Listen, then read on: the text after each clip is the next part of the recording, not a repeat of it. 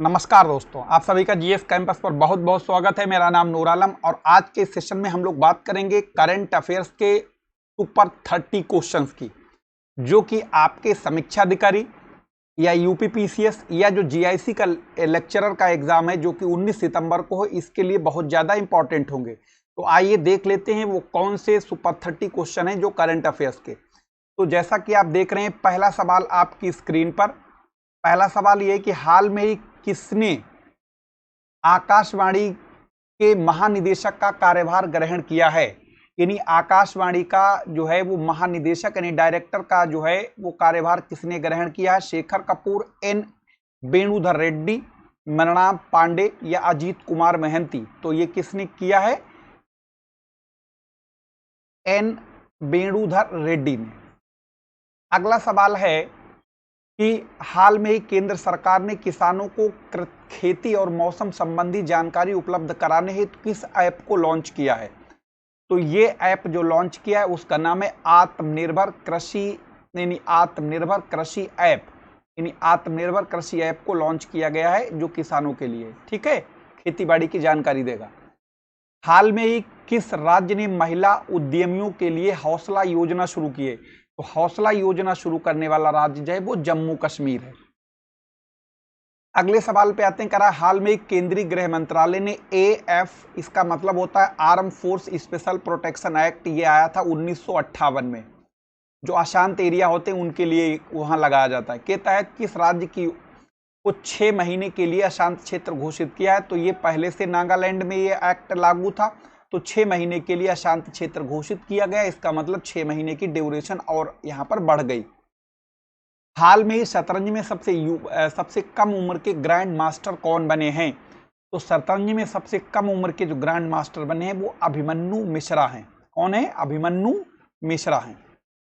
हाल में ही जारी global startup ecosystem 2021 में भारत का स्थान कौन सा रहा था। तो भारत का स्थान रहा था स्टार्टअप इकोसिस्टम 2021 में 20वां। अगला है हाल में ही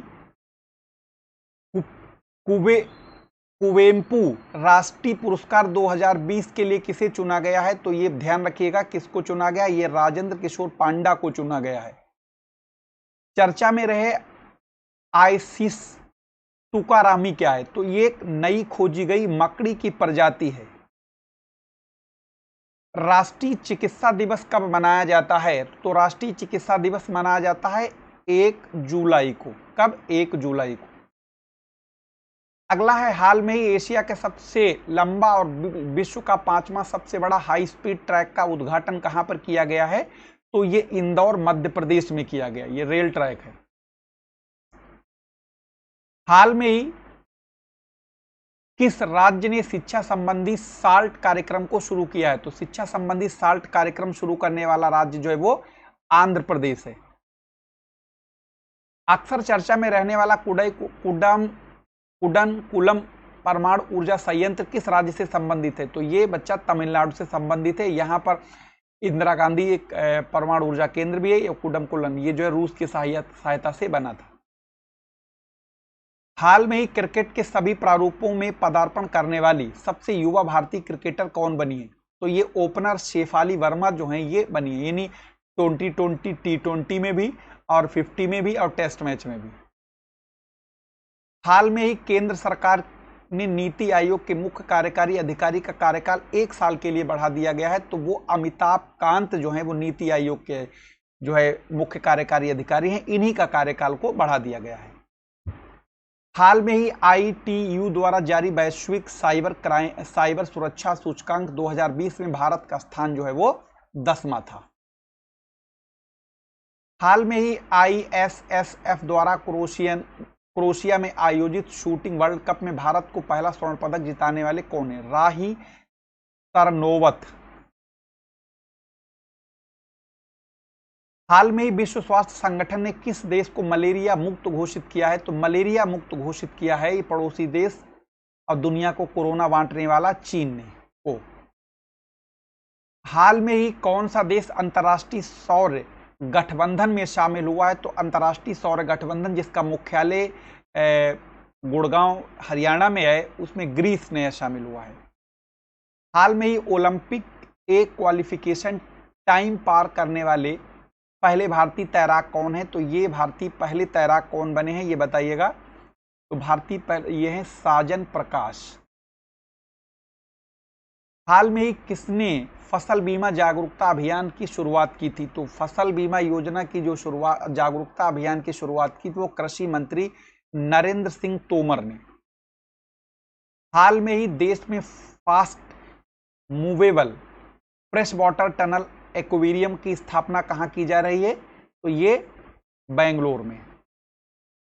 हाल में ही किस राज्य में सरीसृप यानी रेप्टाइल जिसे कहते हैं वैज्ञानिकों ने पहली बार दुर्लभ प्रजाति के सांप ब्लैक बेलीड कोरल की खोज की है? तो ये कहाँ की है? उत्तराखंड में। अक्सर चर्चा में रहने वाला ज्वालामुखी जो ताल ज्वालामुखी है वो फिलीपींस में है और यहाँ पर एक माउंट मेयान भी है। वाईएस बीमा योजना YSR बीमा योजना कहाँ की? आंध्र प्रदेश की। यह मुख्यमंत्री का नाम है, शॉर्ट फॉर्म लिखी हुई है। हाल में ही भारतीय स्टेट बैंक ने अपनी 66वीं वर्षगांठ मनाई है। इसके इस टाइम जो है वो अध्यक्ष कौन है? चेयरमैन वो दिनेश कुमार खारा हैं। हाल में मुख्यमंत्री तीरथ सिंह रावत ने अपने पद से इस्तीफा दे दिया। तो वो उत्तराखंड के मुख्यमंत्री थे। चर्चा में रहा माना पटेल किस खेल से संबंधित है? यानी चर्चा में माना पटेल जो थे वो किससे संबंधित है? ये तैराकी से संबंधित है माना पटेल। प्रतिवर्ष वन महोत्सव मनाया जाता है। तो प्रतिवर्ष वन महोत्सव जुलाई माह के प्रथम सप्ताह में मनाया जाता है, यानी 1 से लेकर 7 जुलाई तक ये मनाया जाता है। वर्ष 2021 में होने वाला ICC T20 चैंपियन का आयोजन किस देश में होगा? यानी ये इसका आयोजन UAE में होगा, यूनाइटेड अरब अमीरात में होगा।